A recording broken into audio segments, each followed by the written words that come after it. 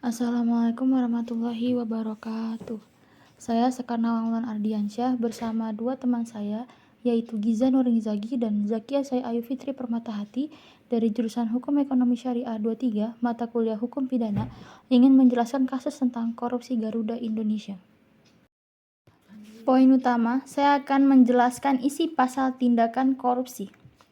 Yang pertama ada Pasal 12B Undang-Undang Tipikor, Undang-Undang Nomor 20 Tahun 2001, yang isi pasalnya adalah pasal ini mengatur tentang larangan bagi penyelenggara negara untuk menerima hadiah atau janji yang diberikan dalam kaitan dengan jabatan atau kewenangannya. Setiap pemberian hadiah atau janji yang bertujuan untuk mempengaruhi tindakan penyelenggara negara dalam menjalankan kewenangannya dianggap sebagai tindak pidana korupsi. Ancaman hukuman ini adalah pidana penjara paling singkat 4 tahun dan paling lama 20 tahun, serta denda antara 200 juta hingga 1 miliar. Tujuannya untuk mencegah penyalahgunaan jabatan dan mengurangi praktik suap di kalangan pejabat publik. Yang kedua ada Pasal 5 Ayat 1 huruf A dan B Undang-Undang Tipikor. Isi pasalnya adalah pasal ini melarang pemberian hadiah atau janji kepada pegawai negeri atau penyelenggara negara dengan tujuan untuk mempengaruhi tindakan mereka. Huruf A-nya menyatakan pemberian hadiah atau janji untuk mengarahkan pegawai negeri atau penyelenggara negara agar melakukan sesuatu yang bertentangan dengan kewajiban mereka. Huruf B-nya menyatakan pemberian hadiah atau janji untuk mengarahkan mereka agar tidak melakukan kewajiban mereka. Ancaman hukumannya pidana penjara paling lama 5 tahun dan denda paling banyak 250 juta. Tujuan dari pasal ini untuk mencegah penyalahgunaan kewenangan oleh penyelenggara negara serta untuk menindak praktik pemberian suap. Yang ketiga ada Pasal 13 Undang-Undang Tipikor. Isi pasalnya mengatur mengenai larangan pemberi atau menjanjikan sesuatu kepada pegawai negeri atau penyelenggara negara agar tidak melaksanakan kewajibannya sesuai dengan hukuman yang berlaku. Pemberian ini dianggap sebagai suap dan termasuk dalam tindakan pidana korupsi.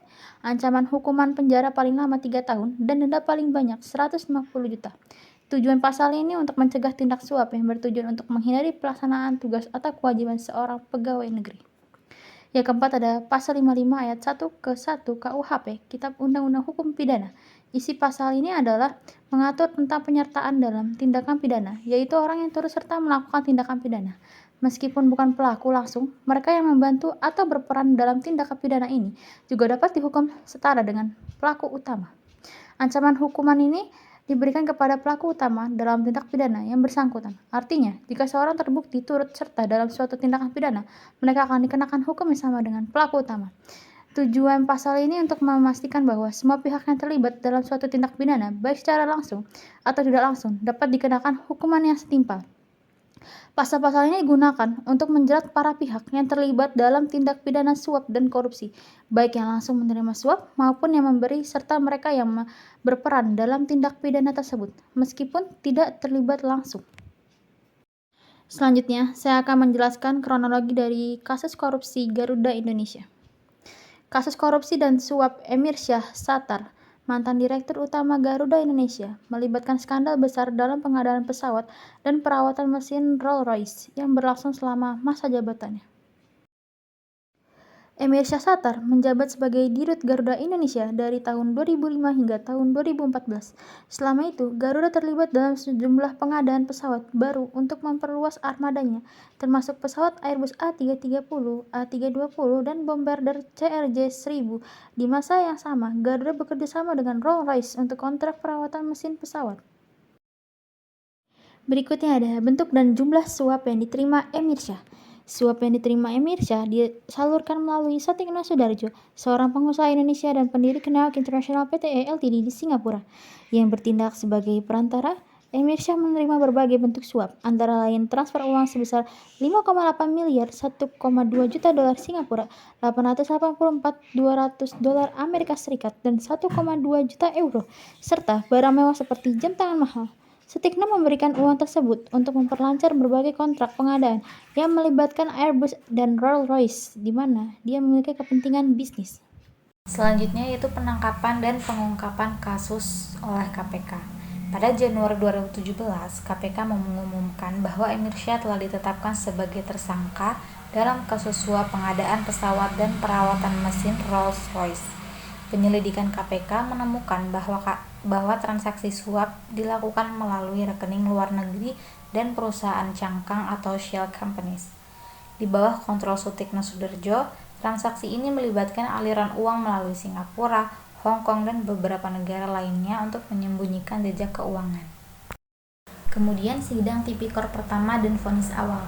Pada 2020, Emir Syah diadili di Pengadilan Tindak Pidana Korupsi atau Tipikor dan dinyatakan bersalah atas penerimaan suap untuk pengadaan pesawat dan kontrak perawatan mesin.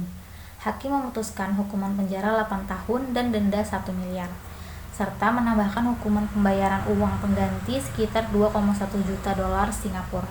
Dalam sidang ini, terbukti bahwa Emir Syah menerima suap untuk mempengaruhi keputusan pengadaan yang menguntungkan Airbus dan Rolls-Royce. Selanjutnya, pada tahun 2024, pengadilan kembali meninjau kasus pengadaan yang melibatkan Garuda Indonesia dan memperpanjang hukuman Emir Syah Sattar menjadi 10 tahun.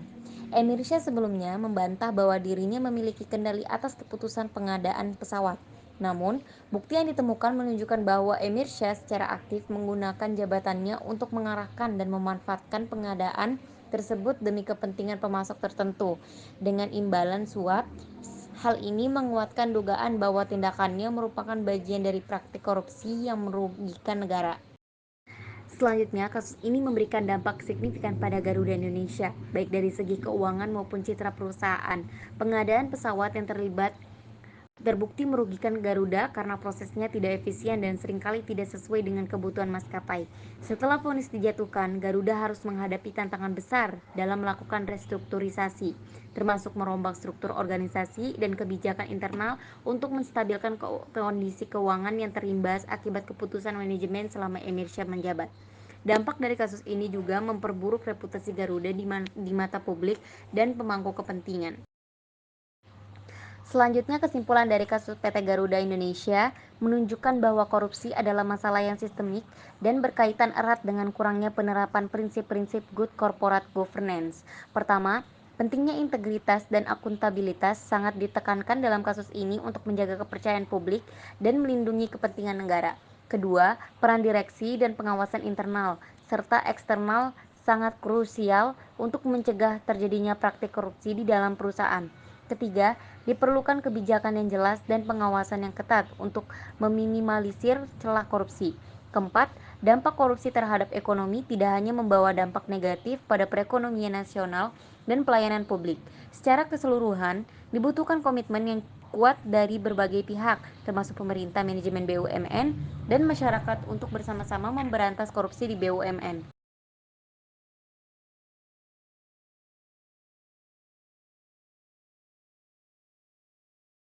Demikianlah presentasi yang dapat kami sampaikan. Kami berharap informasi yang telah kami bagikan dapat memberikan wawasan dan manfaat bagi kita semua. Terima kasih dan perhatian dan waktu yang telah diberikan. Semoga kita semua dapat terus belajar dan berkembang. Terima kasih. Assalamualaikum warahmatullahi wabarakatuh.